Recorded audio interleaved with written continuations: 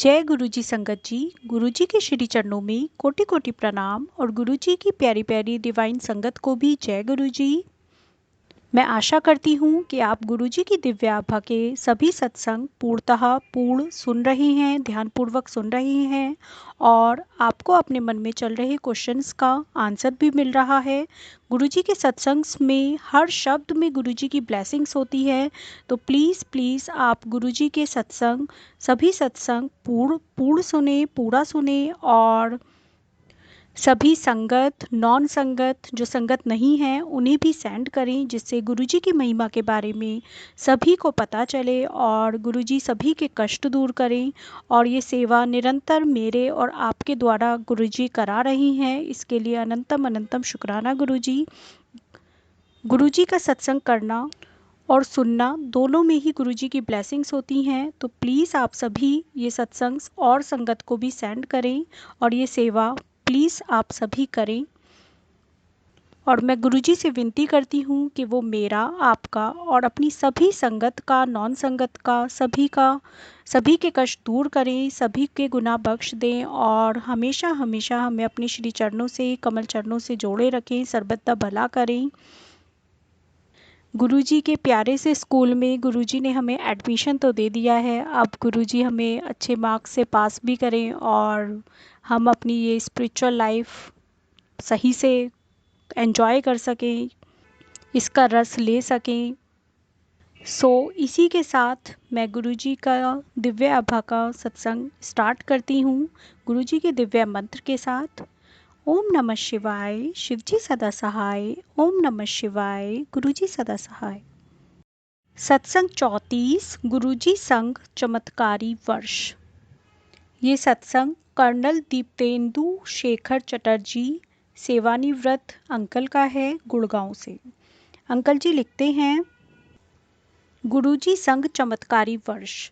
नवंबर 1984 में गुरुजी के संपर्क में आने के पश्चात मैं अपने आप को अति सौभाग्यशाली मानता हूँ। इस अंतराल में अब तक अनेक बार मुझे और मेरे मित्रों व परिचितों को गुरुजी का आशीष मिला है। मैं उनमें से कुछ संस्मरणों का विवरण यहाँ पर कर रहा हूँ। गुरुजी को जब मैं पहली बार मिला तो एक स्कूटर दुर्घटना में मेरी पत्नी के बाएं कंधे का अस्थि बंध टूट गया था। पता लगा कि चंडीगढ़ में एक महापुरुष रह रही हैं जिनके पास पीजीआई जैसे विख्यात संस्थान के चिकित्सक अपने असाध्य रोगियों को भेजते रहे हैं। हम उनके पास पहुँचे। उस समय से अब तक का 22 वर्ष का समय हमने उस महापुरुष के चरणों में बिताया है। जब हम उनके पास प्रातः 4 बजे पहुँचे तो उन्होंने मेरा हाथ अपने हाथों में ले लिया। मुझे ऐसा प्रतीत हुआ कि मेरे शरीर में अमृत प्रवाह हो रहा है। गुरुजी ने मुझे बताया कि मैंने एक मुखी रुद्राक्ष धारण किया हुआ है। उन्होंने यह भी कहा कि उस पर एक शिवलिंग बना हुआ है, जिसका मैंने विरोध किया। उनके कहने पर मैंने उन्हें वह रुद्राक्ष दिखाया। उन्होंने वह रुद्राक्ष अपने हाथ में लेकर उसे गंभीरता से देखने की मुद्रा बनाई और फिर मुझे उस पर शिवलिंग देखने को कहा। वास्तव में वहाँ एक शिवलिंग था जो उस पर आज तक है। मेरे लिए रुद्राक्ष उपचार। 2 वर्ष से मैं आंत्र शूल से पीड़ित था। इसमें बहुत दस्त होते हैं। गुरुजी ने मुझे पीने के लिए अमृत दिया और फिर घर जाने को कहा। उस दिन मैं अपने कार्यालय नहीं जा सका क्योंकि उस दिन मुझे 24 बार शौच जाना पड़ा।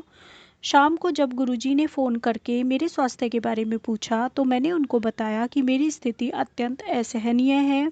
उन्होंने उसका प्रतिकूल दृष्टिकोण लेते हुए कहा कि यह अच्छे चिन्ह हैं, रोग शरीर से बाहर निकल रहा है। अगले दिन प्रातः मुझे लगा कि मैं स्वस्थ हूँ और यह मैंने गुरुजी को बताया। उन्होंने कहा कि अभी रोग शेष है, वह अगले दिन ही ठीक होगा और अपने पास बुलाया। जब मैं उनके पास पहुंचा तो उन्होंने अपने रुद्राक्ष और एक चम्मच से मेरी नाभि को छुआ। छूते ही ऐसा प्रतीत हुआ कि मुझे बिजली का तीव्र झटका लगा है और मैं गिर गया। उन्होंने मुस्कुराकर कहा कि अब रोग से मुक्ति हुई है। उस बिजली के झटके के बाद वह रोग मुझे आज तक नहीं हुआ है। जय गुरुजी, शुक्राना गुरुजी। मेरी पत्नी की चिकित्सा हुई। मेरी पत्नी बबली का उपचार करने के लिए गुरुजी एक शनिवार की संध्या को हमारे घर पहुंचे। उनके निर्देशानुसार साबुत उड़द की दाल की 3 रोटियां बनाई गईं। आधी रोटी को शौचालय में डालकर एक जल प्रवाहित कर दिया गया। शेष 2.5 रोटियों को उन्होंने बबली के कंधे पर रखकर कुछ उच्चारण किया और मेरे हाथ में देकर बोले कि यह कल एक काले कुत्ते को खिला दूं। मैं भौचक्का था। रात के 9 बजे एक साफ स्वच्छ छावनी क्षेत्र में आवारा कुत्ता, वह भी काला, मिल पाना अति कठिन है। मैंने अपनी शंका गुरुजी को जताई। गुरुजी ने अपने शांत स्वर में मुझे नीचे बाहर जाने को कहा। मैं अचंभित हुआ जब नीचे जीने में ही मुझे एक काला कुत्ता मिल गया। उसी समय बबली का रोग भी समाप्त हो गया। एक दिन जब गुरुजी हमारे घर आए तो घर पर अनेक अतिथि थे। मेरी पत्नी ने बीच में एक बादाम का कटोरा रखा हुआ था। अचानक गुरुजी ने अपनी मुट्ठी भरकर बादाम उठाए और सब अतिथियों को लो, अखरोट खाओ, पिस्ता खाओ, किशमिश खाओ कहते हुए बांट दिए। विस्मय की वह बात थी कि जिन फलों का नाम ले रहे थे, बादाम उन्हीं में परिवर्तित हो गए थे। वाह वाह गुरुजी, जय गुरुजी, शुक्राना गुरुजी। अक्षमता का निदान।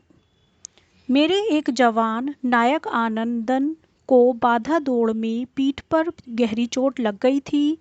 जवान का उपचार तो हुआ था, पर उस चोट के कारण वह सेना के सब कार्य करने में अक्षम हो गया था। उसे सैन्य सेवा से निवृत्त कर घर भेजा जा रहा था। मैं उसे प्रातः 4 बजे गुरुजी के पास ले गया और उसे स्वस्थ करने के लिए प्रार्थना करी। गुरुजी ने मुझसे प्रश्न किया कि यदि उन्होंने उसे रोग मुक्त किया तो उसके कर्म कौन समाप्त करेगा और इस अवस्था में अब वह अगले जन्म विकलांग रूप में जन्म लेगा। मैं विस्मय अवश्य था, पर मैंने गुरुजी से प्रार्थना करी कि वह अपने तप से उसके कर्म नष्ट कर दें। गुरुजी मुस्कुराए और उन्होंने आनंदन को लेटने को कहा। फिर उन्होंने उसे छूकर एक अति भयानक मुद्रा बना ली, जैसे वह किसी को डांट फटकार रहे हैं। नीचे लेटा हुआ आनंदन बच्चे की भांति धीरे धीरे सिसक कर रो रहा था और मैं आश्चर्यचकित था। फिर उन्होंने आनंदन को उठकर अपने शरीर पर से सब पट्टियां उतारने को कहा। उन्होंने यह भी कहा कि उसे स्वस्थ होने में समय लगेगा और तीसरे दिन उसे पुनः लेकर आऊं। अगले दिन प्रातः जब मैं पीटी के लिए जा रहा था तो मैंने आनंदन को अपनी बैरक के बाहर दंड लगाते हुए देखा, जैसे वह अपना शक्ति प्रदर्शन कर रहा हो। मैंने उसे रुकने के लिए कहा तो वह बोला कि अब उसे कोई दर्द नहीं है और लग रहा है कि वह रोग मुक्त हो गया है। मैंने उसे गुरुजी के अगले दर्शन तक यह बातें गोपनीय रखने के लिए कहा। तीसरे दिन जब हम गुरुजी के पास गए तो उन्होंने मुझे अपने पास बुलाया और आनंदन की ओर उंगली करते हुए कहा कि वह शनि के प्रकोप से बाहर आया है। आनंदन का रंग साफ हो गया था और उसका वजन 13 से 14 किलो घट गया था। गुरुजी ने फिर आनंदन से प्रश्न किया कि उनके छूने के बाद क्या हुआ। आनंदन ने बताया कि तब से वह सोया नहीं है। गुरुजी ने तुरंत एक चाय के चम्मच से उसकी बाल्य ग्रंथि को छुआ। उन्होंने फिर मुझे निर्देश दिया कि आनंदन को बैरक से पहुंचाकर उसे सोने दूं। गुरुजी के स्थान से बाहर निकलते ही उसका सिर मेरे कंधे पर टिका और वह सो गया। वाहन चालक की सहायता से हम उसे बैरक तक लेकर आए और उसे उसके बिस्तर में लिटा दिया। आनंदन 3 दिन तक सोता रहा और पूर्णतया रोग मुक्त हो गया। तदुपरांत चिकित्सकों ने जब उसके परीक्षण किए तो उसे स्वस्थ देखकर वह आश्चर्यचकित रह गए। अब उनके पास उसे सब सैन्य सेवाओं के लिए योग्य घोषित करने के अतिरिक्त कोई और विकल्प नहीं था। जय गुरुजी, अनंतम अनंतम अनंतम शुक्राना गुरुजी। मृत पत्नी से संपर्क। कर्नल DRP चौधरी विधुर थे और चंडी मंदिर में हमारे घर के सामने रहते थे। एक दिन गुरुजी उनके घर गए और एक चित्र को देखकर उसके बारे में पूछा। कर्नल चौधरी ने कहा कि वह उनकी मृत पत्नी का है, जिसे भाग्य ने उनसे सदा सदा के लिए दूर कर दिया है। गुरुजी बोले कि वह तो यहीं पर हैं और क्या वह देखना चाहेंगे। हम असमंजस में थे। फिर उन्होंने अपना एक हाथ उठाया और हिलाया। अचानक वह चित्र हिलने लगा। फिर वह मेज जिस पर चित्र रखा ढका हुआ था। उसके बाद एक एक करके उस कमरे की सब वस्तुएं, अलमारी, बिस्तर, सब कुछ केवल भूमि को छोड़कर फिर धीरे धीरे सब शांत हो गया। गुरुजी पुनः बोले कि वह उन्हें और अपने पुत्र को छोड़कर कहीं नहीं जा सकती, वह तो इधर ही है। जय गुरुजी, शुक्राना गुरुजी। इस सत्संग के कुछ सत्संग शेष हैं जो मैं नेक्स्ट वीडियो में पढ़ूंगी। संगत जी, मैंने एक प्लेलिस्ट बनाई हुई है गुरुजी दिव्या आभा से, जिससे आप आसानी से गुरुजी के सत्संग वहां से फाइंड आउट कर सकते हैं, और उसका लिंक मैंने डिस्क्रिप्शन बॉक्स में भी किया हुआ है। प्लीज़ आप वहां से देखें और सभी सत्संग सुनें। जय गुरुजी, अनंतम अनंतम शुक्राना गुरुजी।